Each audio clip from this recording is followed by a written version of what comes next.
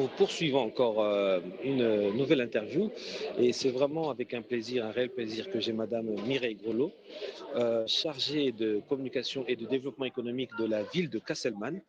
Ça fait un bon bout de temps qu'elle est là et je dois vous dire que c'est l'une des personnes qui m'a vraiment conseillé à développer certaines choses et notamment aussi après par mes idées et ses conseils, on a pu développer cette radio Maweja FM qui chapeaute un peu tout, un peu partout dans l'Est Ontario et aussi Ottawa et maintenant on se retrouve ici à London.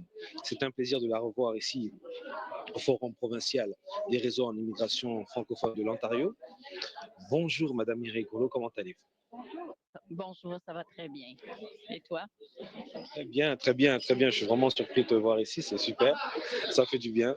Alors, on se retrouve là. Qu'est-ce que tu en penses déjà? Voilà, qu'est-ce que tu en penses de tout ça? Mais une petite présentation de toi, vaguement, hein, une petite présentation de toi, et puis on va attaquer avec ces questions d'ici. Comment tu trouves ça? Alors, une des choses qui me frappe, c'est l'énergie qu'on retrouve auprès des participants. Moi, je suis le dossier de l'immigration depuis les années 90 et les premières rencontres étaient loin d'être aussi chaleureuses, accueillantes et sympathiques. On sent que les gens se connaissent, on travaillait ensemble, on réalisait des choses ensemble, puis qu'on célèbre ça à chaque fois qu'on se voit. Alors, c'est vraiment euh, ça veut dire beaucoup pour ce qui s'est passé dans le dossier de l'immigration en Ontario français. Alors, maintenant, cette édition, je pense qu'elle t'a donné beaucoup d'idées pour la ville de Casselman qui se trouve dans l'est de l'Ontario, dans la région de Prescott-Russell. Dites-nous un peu, qu'est-ce que vous pensez, quelles sont vos idées, puisque je sais que vous êtes une personne à idées. Voilà, alors à vous. Oui, une personne d'idées, d'une foule d'idées. Mais je dois dire que je pense que la motivation derrière l'intention de la municipalité de Castleman de devenir une communauté francophone accueillante, que ça s'appelle comme ça dans le futur ou pas, mais c'est l'intention de s'ouvrir à l'autre, de s'ouvrir à l'immigration. Je pense que c'est une façon d'ancrer le rôle des petites municipalités, des, euh, des des municipalités rurales aussi, parce qu'on a tendance à croire que l'immigration, c'est une affaire de grandes villes, mais c'est pas une affaire de grandes villes. Ce ne sont pas tous les nouveaux arrivants qui arrivent de milieux urbains. La plupart, je ne sais pas combien arrivent de milieux ruraux, mais plusieurs choisissent un milieu rural ou aimeraient choisir un milieu rural en autant qu'on leur ouvre la porte. Et je pense que c'est le temps pour les petites municipalités rurales de faire savoir qu'on est accueillant, qu'il y a de la place pour tous et toutes chez nous. Oui, puisque quand même, Casselman a vraiment un charme inouï. C'est vraiment une très belle ville avec ce charme-là, avec les résidents hein, qui sont aussi vraiment super.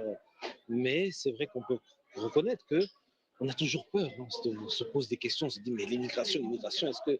Hein, mais maintenant, quelles sont les techniques de communication pour pouvoir vraiment véhiculer ce message-là pour que les gens, en fait, les résidents de Casselman puissent le comprendre? Est-ce qu'il y a des réunions déjà faites? Est-ce qu'il y a des choses? Qu'est-ce qui est prêt? Qu'est-ce qui a déjà été fait ou qui va être fait? Alors, on a commencé les premières démarches davantage au niveau administratif, mais pendant l'été et à l'automne surtout, on va former un comité qui regroupe les organismes communautaires qui sont les plus actifs qu'on connaît. On sait qu'ils sont engagés de différentes façons dans la communauté, auprès des enfants, auprès des personnes âgées, auprès des sports. Bref, on va aller chercher leur spécialisation et on va s'asseoir autour d'une table pour décider un peu, pour voir qu'est-ce qu'on a à offrir, qu'est-ce qui nous manque et qu'est-ce qu'on voudrait offrir aux nouveaux arrivants à Castleman. Et ça peut d'abord vouloir dire prendre conscience de ce qu'on ne sait pas à propos de la communauté immigrante. Et parfois, c'est de ce manque de connaissances que vient certaines peurs ou certains mythes qui doivent être déboulonnés. Euh, en début de parcours pour être capable de mieux accueillir l'autre chez nous. Très bien répondu, très bien répondu. C'est super. Alors, on a fait vraiment beaucoup de temps à venir ici de Ottawa jusque-là, dans le car. On a fait vraiment connaissance de beaucoup de personnes. Et ici aussi, comme vous l'avez dit, il y a une grande énergie et il y a beaucoup de panels. Est-ce que dans ces panels ou dans les ateliers, quels sont les ateliers ou les panels qui vous ont vraiment intéressé dans ce grand forum provincial des réseaux en immigration francophone de l'Ontario? Le premier atelier que j'ai choisi, c'est celui sur l'Observatoire sur l'immigration francophone. On ne parle pas assez de l'importance de la recherche de ce qui se passe sur le terrain.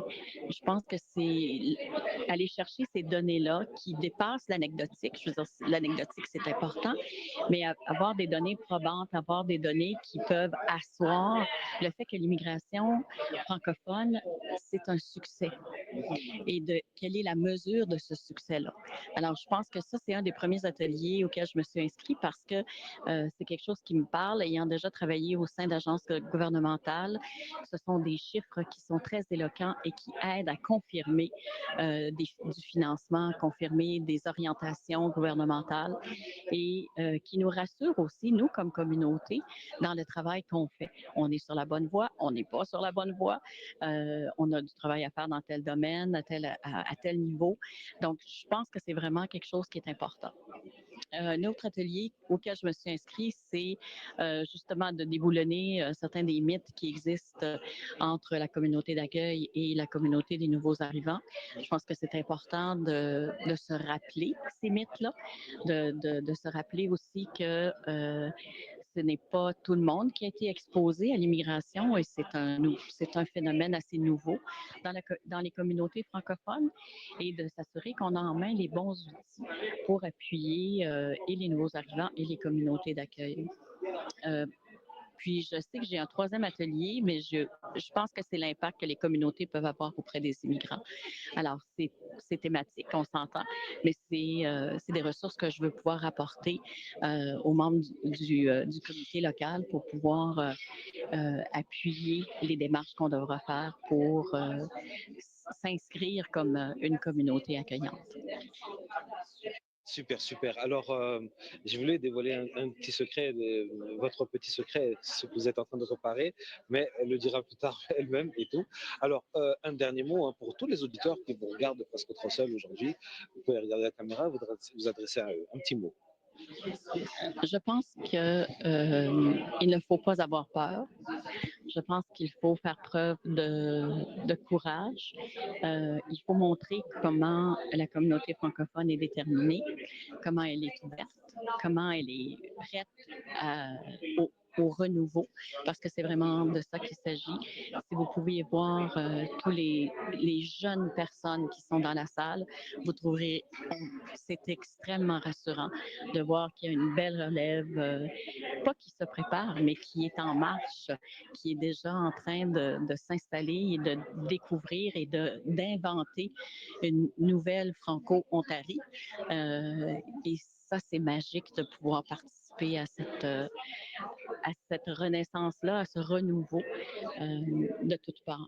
Alors, ouvrez grand les bras, la vague arrive. Merci, merci, Madame Mireille Grolot, c'est moi qui vous remercie. Avec, avec plaisir. Merci, merci à vous.